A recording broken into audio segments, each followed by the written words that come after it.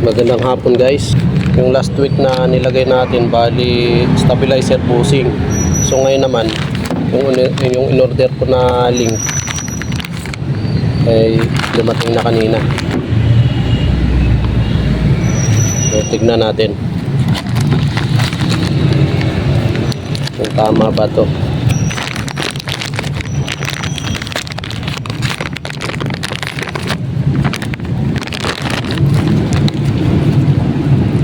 Ito guys, oh, Draco yung tatak niya, pero matibay din naman to.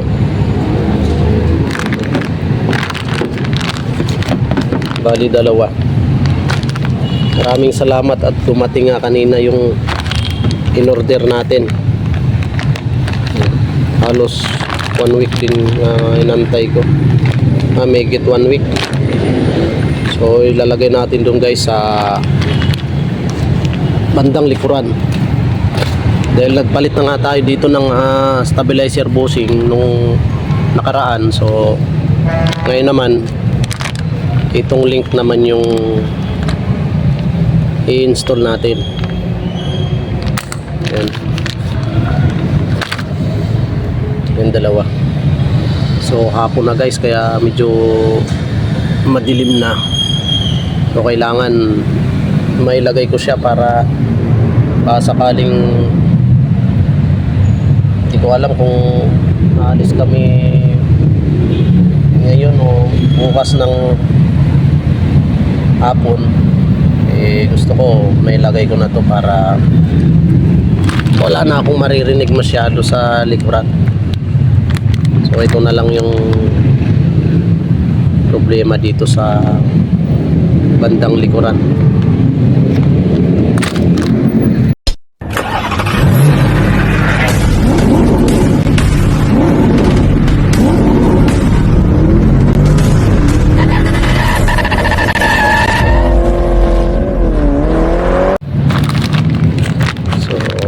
Pwede na nating install.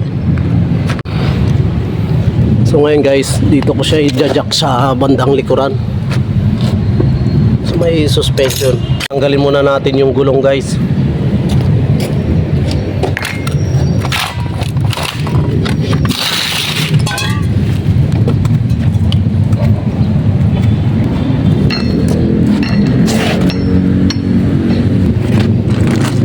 Lalabas ko lang guys ng trabaho. So gusto ko mailagay ko itong in-order ko na stabilizer link dito sa aking Toyota 2E.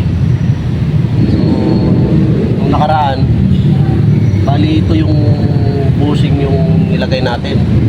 So ito na yung sinasabi ko na part 2. Bali install na natin itong link na in-order natin guys. Bali ito yung guys yung papalitan natin dyan, itong stabilizer link. At sa likod to guys mismong likuran. Trayan muna natin para hindi tayo mahirapan mag baklas. Ito yung gamit natin na XL-40. Spray natin.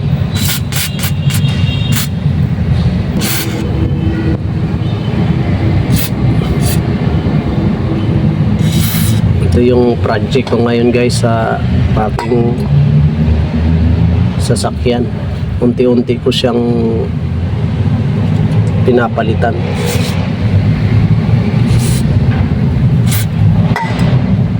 Guys, kapag may kalampag po yung ating sasakyan, isa rin po sa dahilan to.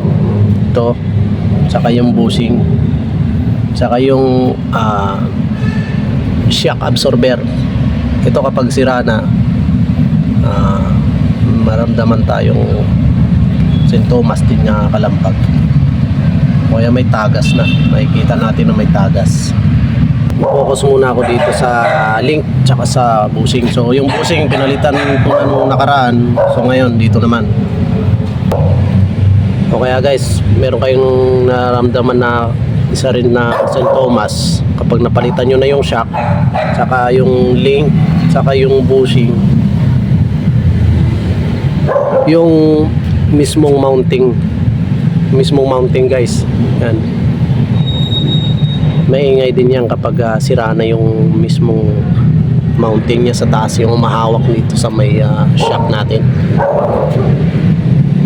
So ito, nababad ko na siya, pwede na nating tanggalin.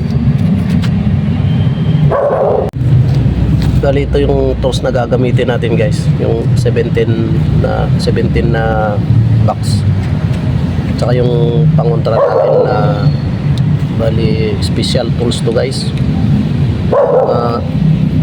Bulaklak siya. So, bali 1/4 ang gagamitin natin na pangontra natin dito.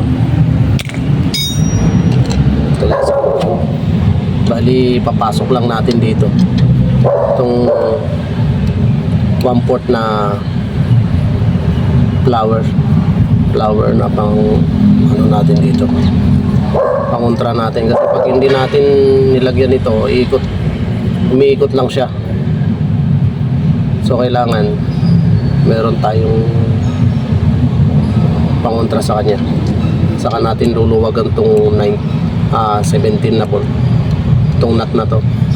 Is magtanggal niyan, pangontra natin, ito yung gagamitin natin na para maubad natin tong nut.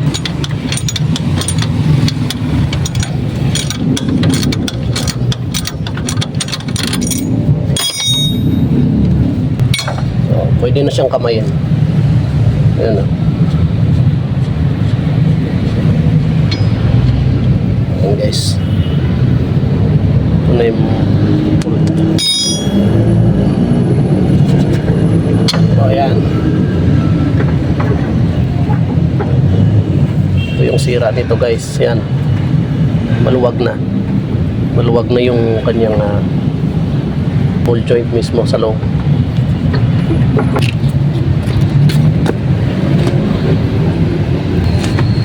So ito na guys yung kanyang problema. Ayan, maluwag na. Ito yung bago natin, ito yung luma, ito yung bago. Kita mo naman yung bago, yung halos hindi mo mapagalaw-galaw. Luma, yan ang tumutunog. Sira na. So itong bago install na natin. Sa pagbalik nito guys, ganun din, same process lang sila.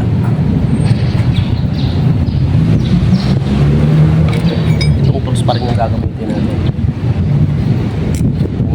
itong 1/4 na pangontra natin na bulaklak, tsaka yung 17mm na box rails.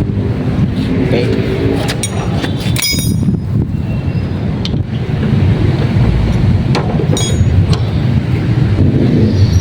siya nga pala guys, shoutout nga pala sa aking mga followers at sa mga subscribers. Maraming salamat po sa inyo, at sa mga pinamahal kong mga viewers, shout out po.